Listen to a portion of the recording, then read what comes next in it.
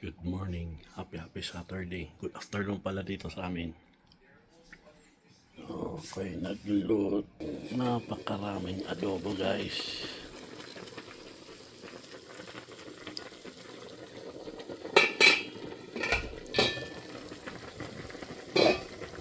Para sa aming church Christmas party.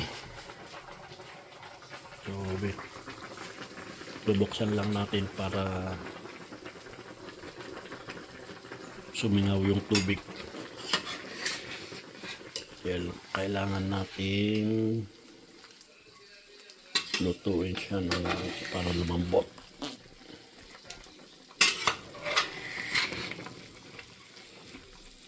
So, nagtubig siya. So, kailangan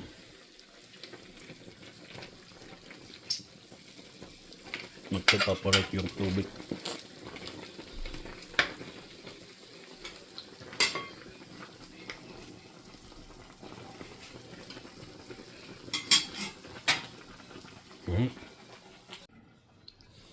Malapit na guys ang aking so ngayon babawasan ko ng konting mantika pa yan dahil yung mantika ayaw ko nang ipakain yung sobrang mantika guys.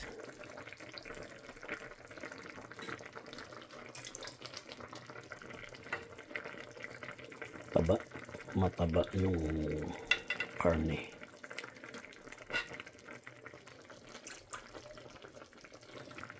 Split lang. Ay, mahirap po lang yung mantika. Marami yung natanggal ko.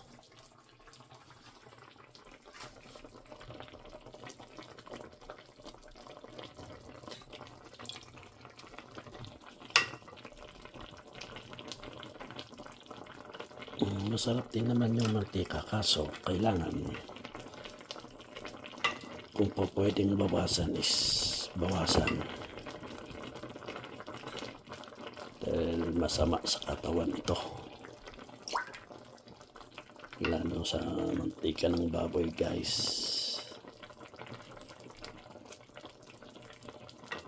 Ay, napakasarap pagka ihalo sa kanin yung mantika ng adobo.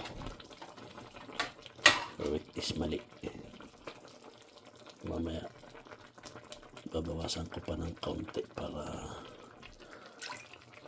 magmantika lang siya.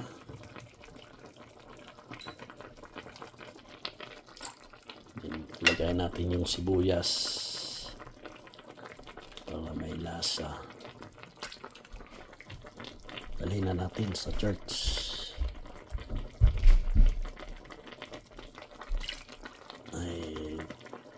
Minog nila yung Christmas party namin dito sa church sa Edmonton. Dahil yung ating kasamahan is may umuwi sa ating Pilipinas sa bayan dahil may family problem. Namatay yung kanilang tatay. So ngayon bumalik sila. Hindi ko alam kung hindi bumalik sila o hindi.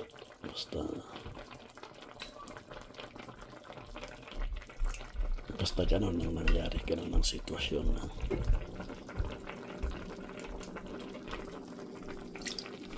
isa nating kapatiran sa church guys. So hindi ko muna tatakpan, ganyan na muna siya para yung tubig na, para yung mantika na lang lahat.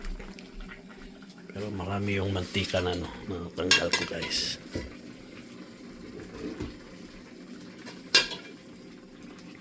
Alright. So ako'y naglagay ng suka. Ito yung gamit ko. Pinakpan ko so para sa ating bubuwit. Paglagay ng suka, vinegar, takpan mo ng 2 to 3 minutes din bago haluin. So hintayin natin ng 2 minutes at saka ilagay natin itong napakaraming sibuyas. Alright, So,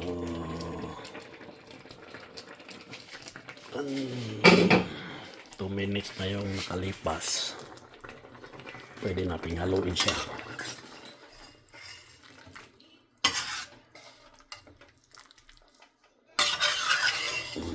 Halo-halo. Masarap guys, masarap.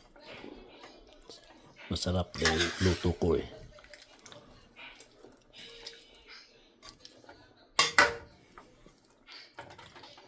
Ito yung adobo ng Pilipino na hinahanap ng mga puti. Yung mga puting kasama ko. Nasasarapan sila sa adobo ko. So, takpan natin uli. Ilagay natin yung ating napakaraming sibuyas.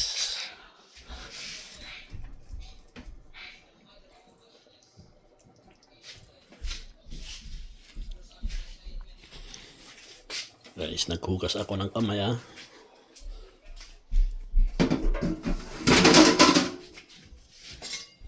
Sorry. So, ang ginagawa ko dito is hindi ko iniwalay. Dahil pagtakpan natin to at mainitan. Tapos ihalo natin. Maghihiwalay lahat yan. So, ganun ang style ko dito guys. Pwede naman hindi lutuin pag naluto, takpan. So, 2 to 3 minutes more guys. Tapos na tayo. Mamaya dali natin doon sa church. So, hanggang dito tayo guys. Thank you for watching and God bless you. Ngayon, haluin natin guys.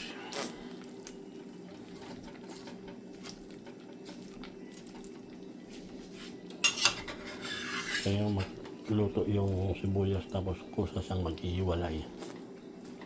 So, ihiwalay natin para magandang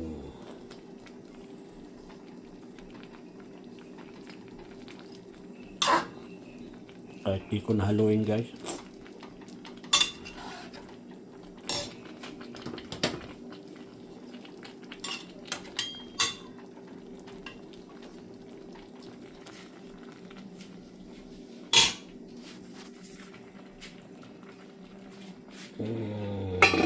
Pan lang natin.